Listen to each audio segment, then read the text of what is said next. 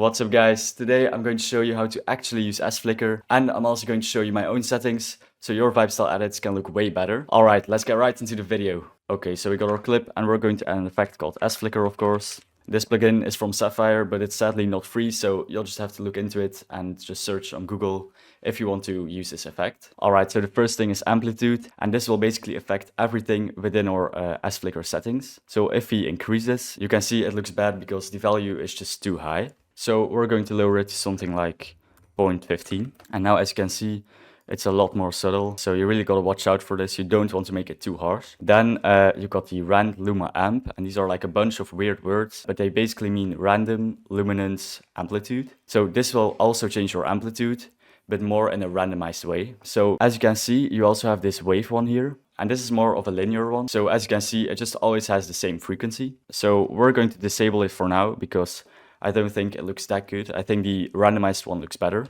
But of course, you can also decide to give it a little bit of wave amp because that will only make your edits unique. Alright, but for now, we'll just use the randomized one like this. Of course, make sure to not go too high with this one as well. So, you know, we're going to lower it a little bit, and this one too. Alright, now the next one, the random color amplitude. You would use this if you want to introduce some colors. So as you can see, if you increase it, blues and reds and greens will be shown as well. Personally, I don't think this one looks that great. So if you're going for like a glitch type of edit, increasing this by a lot might look cool like this.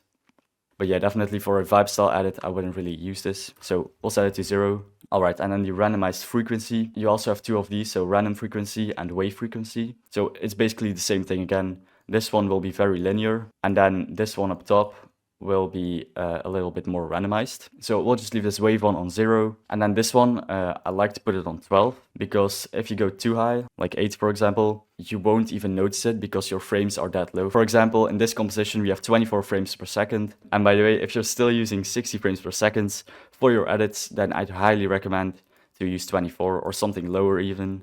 Or 30 is also fine usually, but we're using 24 for now. So that also means if you go above 24, with the random frequency, it won't really make it any faster, or at least it won't look like it's faster. So we're gonna set this to 12. Alright, now it looks like this.